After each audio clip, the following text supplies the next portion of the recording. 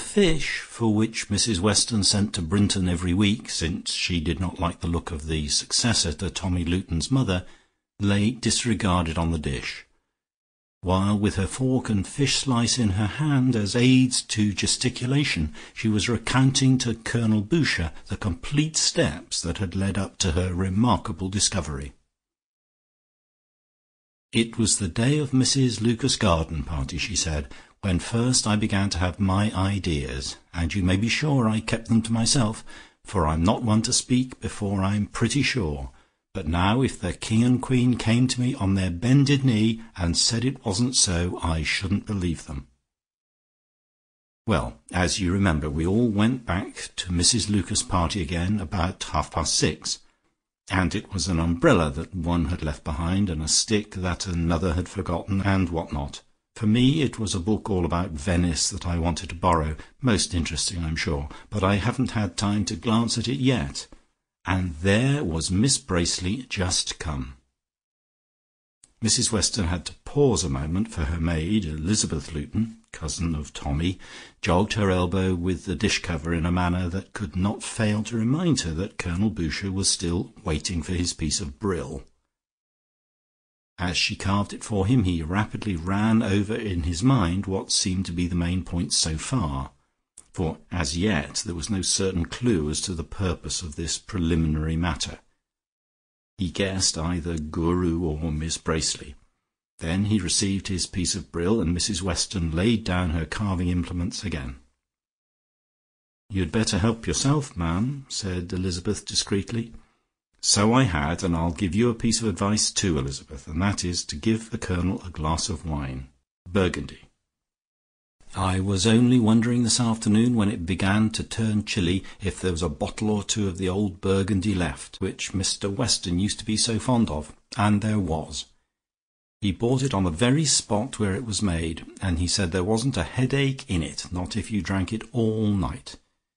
He never did, for a couple of glasses, and one more was all he ever took, so I don't know how he knew about drinking it all night, but he was a very fine judge of wine. So I said to Elizabeth, a bottle of the old Burgundy, Elizabeth. Well, on that evening I stopped behind a bit to have another look at the Guru and get my book, and when I came up the street again, what should I see but Miss Bracely walking into the little front garden at Old Place. It was getting dark, I know, and my eyes aren't like Mrs. Antropus's, which I call gimlets, but I saw her plain enough. And if it wasn't the next day, it was the day after that they began mending the roof, and since then there have been plumbers and painters and upholsterers and furniture vans at the door day and night." "Oh, said the Colonel. "Then do you mean that it's Miss Bracely who's taken it?" Mrs. Weston nodded her head up and down. "I shall ask you what you think when I've told you all," she said. "Well, there came a day, and if today's Friday it would be last Tuesday fortnight, or if today's Thursday, for I get mixed up about it this morning, and then I never get it straight till next Sunday. But if today's Thursday, then it would be last Monday fortnight, when the Guru went away very suddenly. And I'm sure I wasn't very sorry, because those breathings made me feel very giddy, and yet I didn't like to be out of it at all. Mr. George's sisters went away the same day, and I've often wondered whether there was any connection between the two events, for it was odd their happening together like that, and I'm not sure we've heard the last of it yet." Colonel Boucher began to wonder whether this was going to be about the Guru after all, and helped himself to half a partridge. This had the effect of diverting Mrs. Weston's attention. "No," she said, "I insist on your taking the whole bird. They're quite small, and I was disappointed when I saw them plucked, and a bit of cold ham and a savoury is all the rest of your dinner. Mary asked me if I wouldn't have an apple tart as well, but I said, no, the Colonel never touches sweets, but he'll have a partridge, a whole partridge, I said, and he won't complain of his dinner. Well, on the day that they all went away, whatever the explanation of that was, I was sitting in my chair opposite the Arms, when out came the landlord, followed by two men carrying the settle that stood on the right of the fireplace in the hall. So I said, 'Well, landlord, who's ordered that handsome piece?' for handsome it was with its carved arms, and he said, "Good morning, ma'am." No, good afternoon, ma'am, it would be. "It's for Miss—" and then he stopped dead and corrected himself. "It's for Mr. Pilson." Mrs. Weston rapidly took a great quantity of mouthfuls of partridge. As soon as possible she went on. "So perhaps you can tell me where it is now, if it was for Mr. Georgie," she said. "I was only there 2 days ago, and it wasn't in his hall, or in his dining room, or in his drawing room, for though there are changes there, that settle isn't one of them. It's his treasure case that's so altered. The snuff box is gone, and the cigarette case, and the piece of Bow china, and instead there's a rat-tail spoon which he used to have on his dinner table and made a great fuss with, and a bit of Worcester china that used to stand on the mantelpiece, and a different cigarette case and a bead bag. I don't know where that came from, but if he inherited it, he didn't inherit much that time. I priced it at 5 shillings. But there's no settle in the treasure case, or out of it, and if you want to know where the settle is, it's in Old Place, because I saw it there myself when the door was open as I passed. He bought it, Mr. Georgie, on behalf of Miss Bracely, unless you suppose that Mr. Georgie is going to live in Old Place one day and his own house the next. No, it's Miss Bracely who's going to live at Old Place, and that explains the landlord saying Miss and then stopping. For some reason, and I dare say that won't puzzle me long, now I can give my mind to it, she's making a secret about it, and only Mr. Georgie and the landlord of the Arms know. Of course, he had to, for Old Place is his, and I wish I'd bought it myself now, for he got it for an old song." "Well, by Jove, you have pieced it together finely," said Colonel Boucher. "Wait a bit," said Mrs. Weston, rising to her climax. "This very day, when Mary, that's my cook, as you know, was coming back from Brinton with that bit of brill we've been eating, for they hadn't got an ounce of turbot, which I wanted, a luggage train was standing at Riseholme station, and they had just taken out of it a case that could have held nothing but a grand piano. And if that's not enough for you, Colonel, there were 2 big dress baskets as well, which I think must have contained linen, for they were corded, and it took 2 men to move each of them, so Mary said, and there's nothing so heavy as linen properly packed, unless it's plate, and there printed on them in black— no, it would be white, because the dress baskets are black— were the initials O.B. And if you can point to another O.B. in Riseholme, I shall think I've lost my memory." At this moment of supreme climax, the telephone bell rang in the hall, shrill through the noise of cracking walnuts, and in came Elizabeth with the news that Mr. Georgie wanted to know if he might come in for half an hour and chat. If it had been Olga Bracely herself, she could hardly have been more welcome. Virtue, the virtue of observation and inference, was receiving its immediate reward. "Delighted, say I'm delighted," Elizabeth said Mrs. Weston.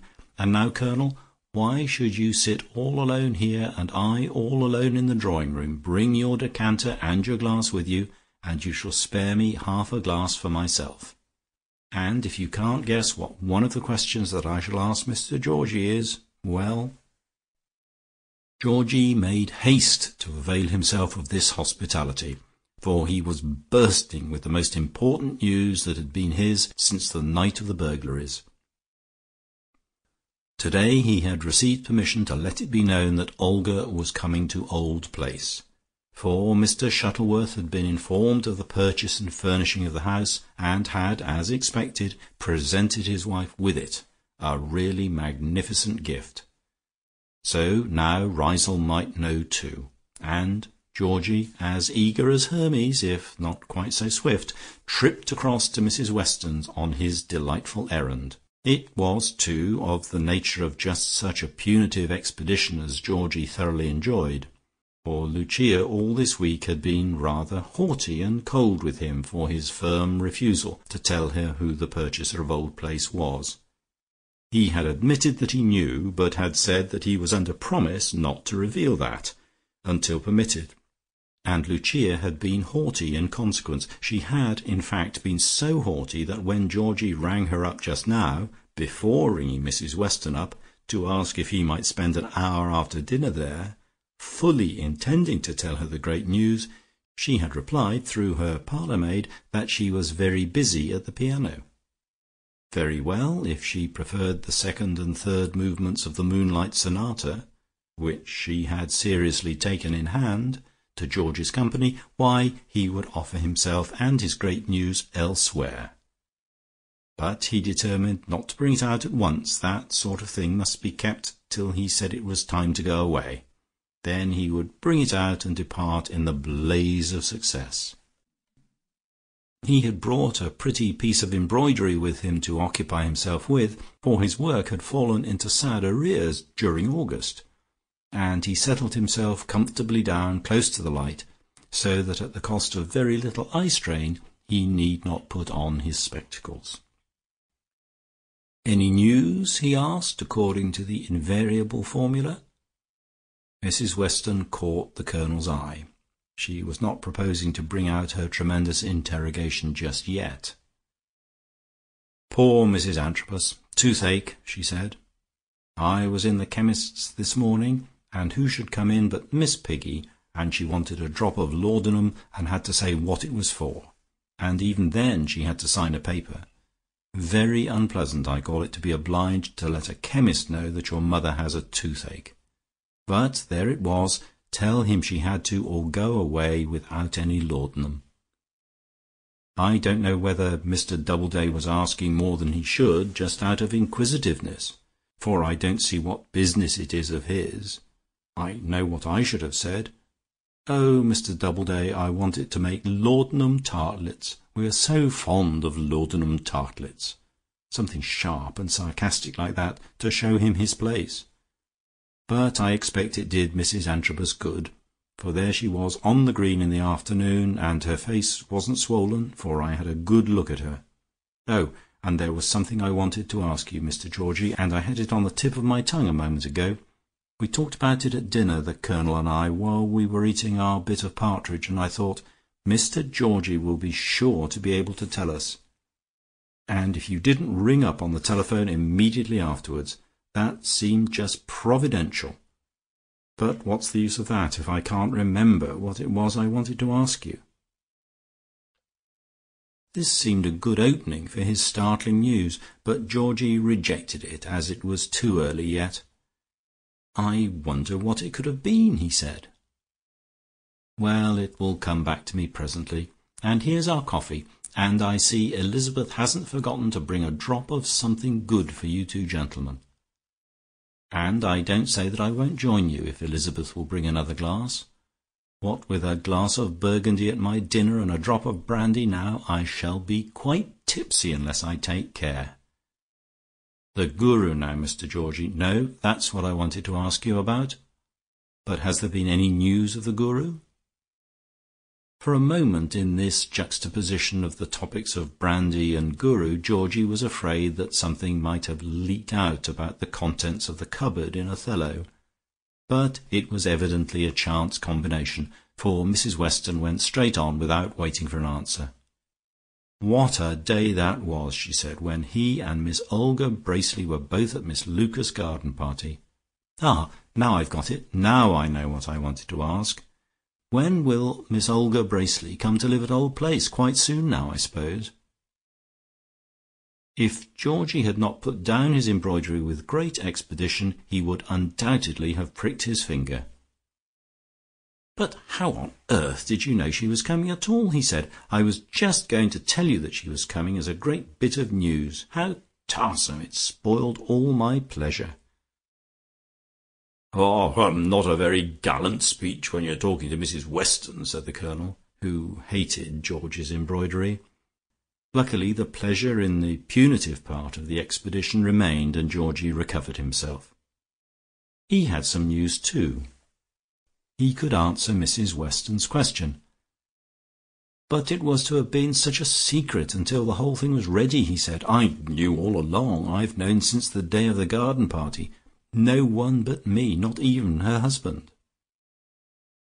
He was well rewarded for the recovery of his temper. Mrs. Weston put down her glass of something good, untasted. "What?" she said. "Is she going to live here alone in hiding from him? Have they quarrelled so soon?" Georgie had to disappoint her about this, and gave the authentic version. "And she's coming next week, Monday probably," he said. They were all now extremely happy, for Mrs. Weston felt convinced that nobody else had put two and two together with the same brilliant result as herself, and Georgie was in the even superior position of having known the result without having to do any addition at all, and Colonel Boucher enjoyed the first fruits of it all. When they parted, having thoroughly discussed it, the chief preoccupation in the minds of all was the number of Rizomites that each of them would be the first to pass on the news to.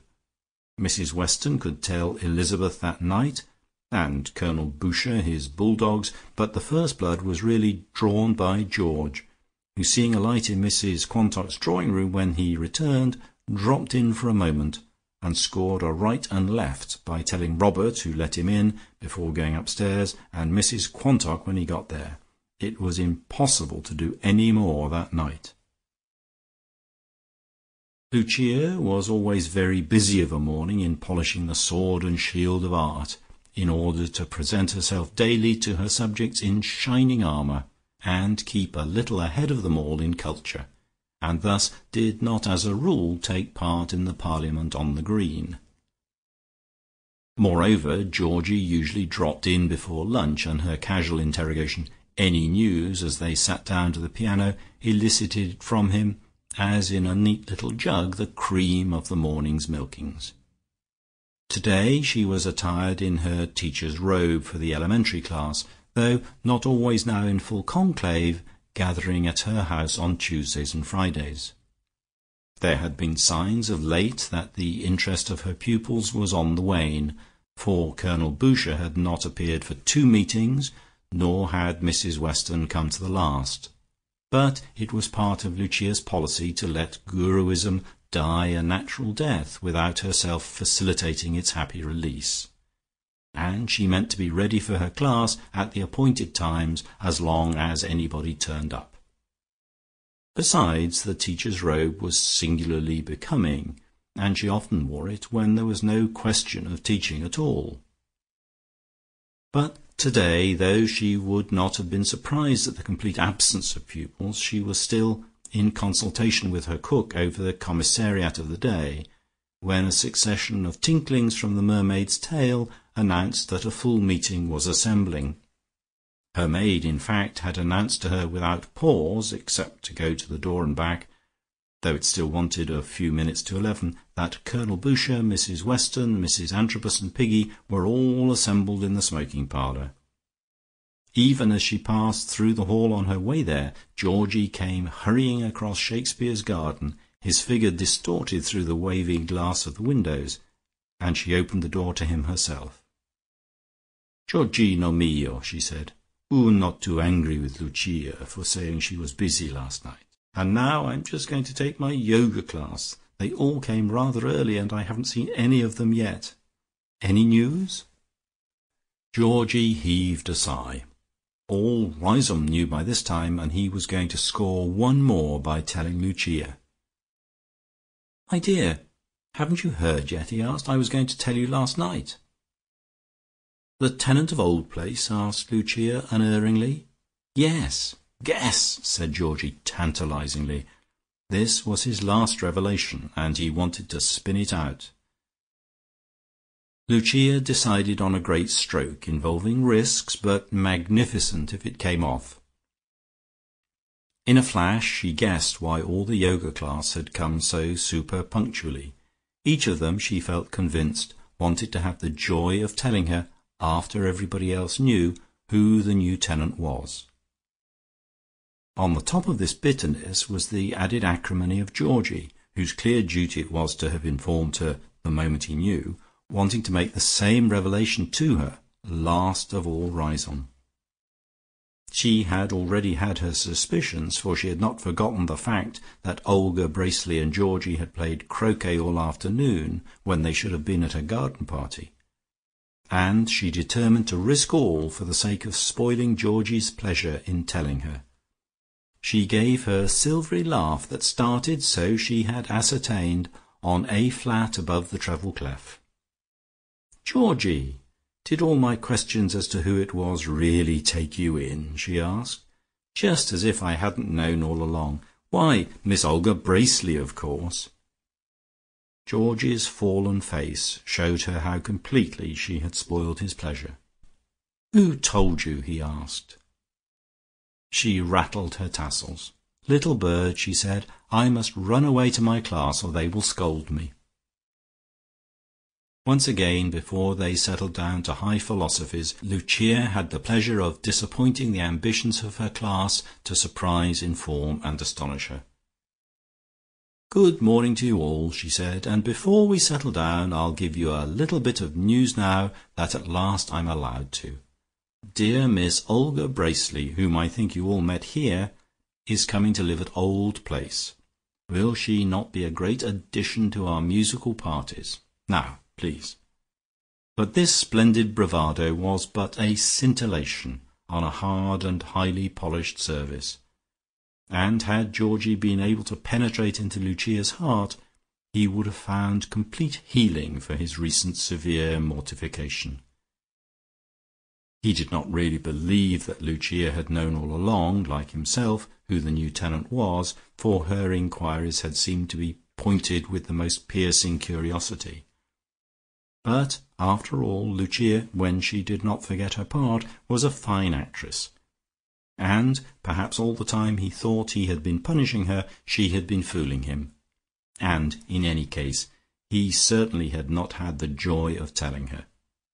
Whether she had guessed or really knew, it was she who had told him, and there was no getting over it. He went back straight home and drew a caricature of her.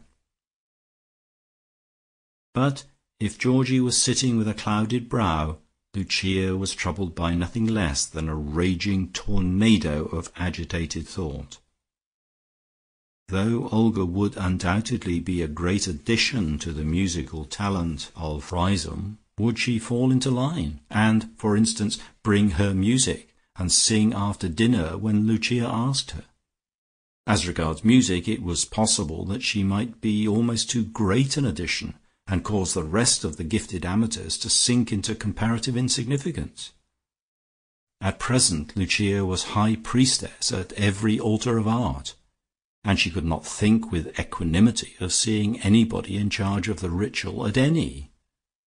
Again, to so eminent an opera singer there must be conceded a certain dramatic knowledge, and indeed Georgie had often spoken to Lucia of that superb moment when Brunhilde woke and hailed the sun.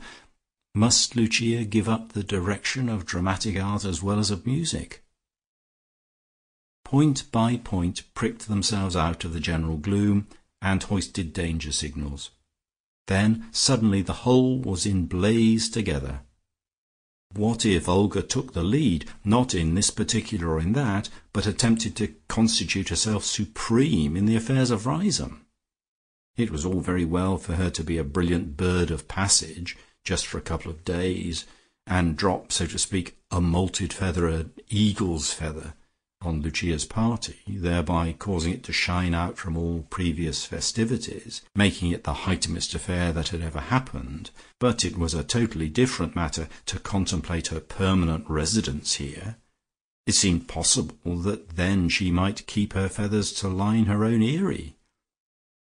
She thought of Belshazzar's feast, and the writing of doom on the wall, which she was Daniel enough to interpret herself. "Thy kingdom is divided," it said, "and given to the Braceleys or the Shuttleworths." She rallied her forces.